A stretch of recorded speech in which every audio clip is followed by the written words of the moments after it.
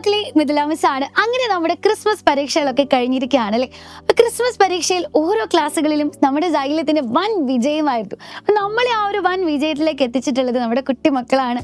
അപ്പൊ നിങ്ങൾക്ക് വേണ്ടി ഒരു അടിപൊളി സർപ്രൈസ് ആണ് ടീം സൈലം ഇവിടെ ഒരുക്കി വെച്ചിട്ടുള്ളത്. നമുക്ക് ദുബായിലേക്ക് ഒരു യാത്ര പോയാലോ? കേട്ടപ്പോ ഞെട്ടിയോ? അപ്പൊ ദുബായിലേക്ക് മാത്രമല്ല, കേരളത്തിൽ നിന്ന് ദുബായിലെത്തി അവിടുത്തെ കാഴ്ചകളൊക്കെ കണ്ട് നമ്മൾ ഇന്ത്യയിലേക്ക് തിരിച്ചു വരും. പക്ഷെ ഇന്ത്യയിലേക്ക് തിരിച്ചു വരുന്നത് വെറുതെ അല്ല കേട്ടോ. ഇന്ത്യയുടെ ഗസ്റ്റ് ആയിട്ടാണ് നിങ്ങൾ ഡൽഹിയിലേക്ക് തിരിച്ചു വരുന്നത്.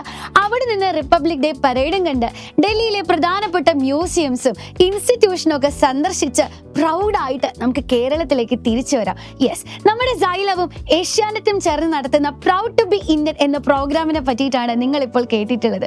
അപ്പൊ നിങ്ങൾ ചെയ്യേണ്ടത് ഒരേ ഒരു കാര്യം മാത്രമാണ്. സൗത്ത് സോണിലായി ഡിസംബർ 28-ാം തീയതിയും നോർത്ത് സോണിലായി ജാനുവരി 4-ാം തീയതിയും നടക്കാൻ പോകുന്ന ഒരു എക്സാം. ഈ എക്സാം എൻ്റെ കുട്ടികളെ എല്ലാവരും അറ്റൻഡ് ചെയ്യുക. ഈ എക്സാമിന്റെ റിസൾട്ട് വെച്ചിട്ട് നമ്മൾ തിരഞ്ഞെടുക്കുന്ന 10 പേർക്കാണ് ഈ proud to be Indian opportunity ലഭിക്കുന്നുണ്ടാവുക. അപ്പോൾ ഈ എക്സാമിന് വേണ്ടി രജിസ്റ്റർ ചെയ്യാൻ നിങ്ങൾക്ക് താഴെ കാണുന്ന ലിങ്കോ അല്ലെങ്കിൽ സ്ക്രീനിൽ കാണുന്ന QR കോഡോ യൂസ് ചെയ്യാവുന്നതാണ്. മക്കളെ, നിങ്ങളുടെ ലൈഫിൽ കിട്ടാൻ പോകുന്ന ഒരു ഗോൾഡൻ ഓപ്പർച്യൂണിറ്റി ആണിത്. എൻ്റെ കുട്ടികൾ ആരും ഇത് മിസ് ചെയ്യരുത്.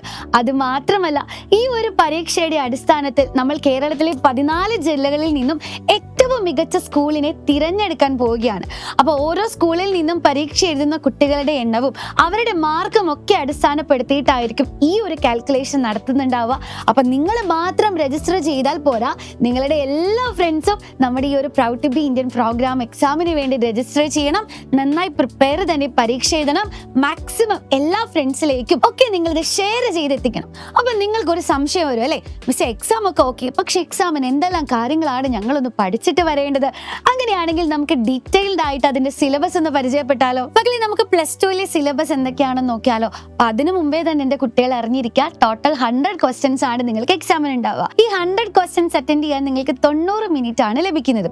100 ക്വസ്റ്റ്യൻസ് എന്ന് പറയുമ്പോൾ ഇതില് ബയോളജി, ഫിസിക്സ്, കെമിസ്ട്രി, മാത്തമാറ്റിക്സ് ഓരോ സബ്ജക്റ്റിൽ നിന്നും 20 ക്വസ്റ്റ്യൻസ് വീതം ചോദിക്കും.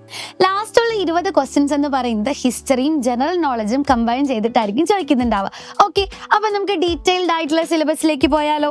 ഫിസിക്സ് എടുത്തു കഴിഞ്ഞാൽ എൻ്റെ കുട്ടികൾ ഫോക്കസ് ചെയ്യുന്നത് ഇലക്ട്രിക് ചാർജസ് ആൻഡ് ഫീൽഡ്സ്, പിന്നെ electrostatic potential and capacitance, current, electricity, moving charges and magnetism, magnetism and matter, electromagnetic induction, പിന്നെ alternating current, electromagnetic waves പഠിക്കാനുണ്ട്, റേ ഒപ്റ്റിക്സ് ആൻഡ് ഒപ്റ്റിക്കൽ ഇൻസ്ട്രുമെന്റ്സിനെ പറ്റി പഠിക്കാനുണ്ട്, വേവ് ഒപ്റ്റിക്സ് ഉണ്ട്, dual nature of matter and radiation ഉണ്ട്, atoms, nuclear, semiconductor, electronics. ഇത്രയുമാണ് ഫിസിക്സിൽ നിന്ന് വരുന്ന ടോപ്പിക്.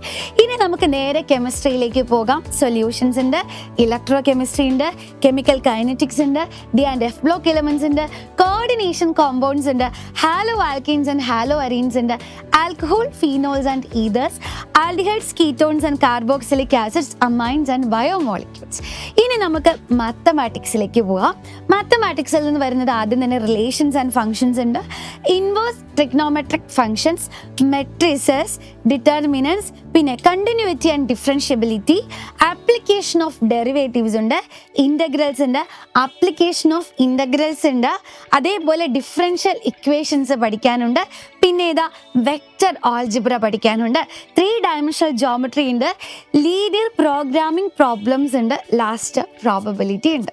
ഓക്കെ, ഇനി ലാസ്റ്റ് ആയിട്ട് നമ്മുടെ ബയോളജി കൂടെ നോക്കാം. മക്കളെ, ബയോളജിയിൽ ആദ്യം തന്നെ നിങ്ങൾ സെക്ഷൽ റീപ്രൊഡക്ഷൻ, ഫ്ലവറിംഗ് പ്ലാന്റ്സ് പഠിക്കണം, ഹ്യൂമൻ റീപ്രൊഡക്ഷൻ പഠിക്കണം, റീപ്രൊഡക്റ്റീവ് ഹെൽത്ത് പഠിക്കാനുണ്ട്, principles of inheritance and variations ഉണ്ട്, മോളിക്കുലാർ ബേസിസ് ഓഫ് ഇൻഹെറിറ്റൻസ് ഉണ്ട്, എവല്യൂഷൻ ഉണ്ട്, ഹ്യൂമൻ ഹെൽത്ത് ആൻഡ് ഡിസീസ് എന്ന് പറയുന്ന ചാപ്റ്റർ ഉണ്ട്, മൈക്രോബ്സ് ഇൻ ഹ്യൂമൻ വെൽഫെയർ ഉണ്ട്, ബയോടെക്നോളജി. ബയോടെക്നോളജിയിൽ നമുക്കറിയാം പ്രിൻസിപ്പിൾസും ഉണ്ട്, അതിലെ പ്രോസസ്സസും പഠിക്കാനുണ്ട്. പിന്നെ ബയോടെക്നോളജി ആൻഡ് ഇറ്റ്സ് ആപ്ലിക്കേഷൻസ് വരുന്നുണ്ട്, ഓർഗാനിസം ആൻഡ് പോപ്പുലേഷൻ ഉണ്ട്, ecosystem, biodiversity and it's conservation. ഇത്രയുമാണ് എൻ്റെ +2-ന്റെ സിലബസ് എന്ന് പറയുന്നത്. സിലബസ് ഒന്നും കണ്ട് എൻ്റെ കുട്ടികൾ ആരും പേടിക്കേണ്ടതില്ല. കാരണം ഓൾറെഡി നിങ്ങളുടെ ടെക്സ്റ്റ് ബുക്കിലുള്ള ടോപ്പിക്സ് തന്നെയാണ് നമ്മൾ ഈ ഒരു എക്സാമിന് ചോദിക്കുന്നുണ്ടാവുക. അപ്പോൾ ഒരു പേടിയും കൂടാതെ നിങ്ങളെ കൊണ്ട് സാധിക്കും എന്ന ആത്മവിശ്വാസത്തോടു കൂടി ഈ പരീക്ഷയ്ക്ക് തയ്യാറെടുക്കുക. അതിനു മുമ്പേ നിങ്ങൾ രജിസ്റ്റർ ചെയ്യാൻ വിട്ടുപോയിട്ടുണ്ടെങ്കിൽ തീർച്ചയായും തീർച്ചയായിട്ടും നമ്മുടെ എക്സാമിന് വേണ്ടി രജിസ്റ്റർ ചെയ്യണം. അപ്പോൾ ആരാണ് ഈ ഒരു ഗോൾഡൻ ഓപ്പർച്യൂണിറ്റി ലഭിക്കാൻ പോകുന്ന ഭാഗ്യവാൻ അല്ലെങ്കിൽ ഭാഗ്യവതി എന്ന് നമുക്ക് നോക്കിക്കാണാം. All the best.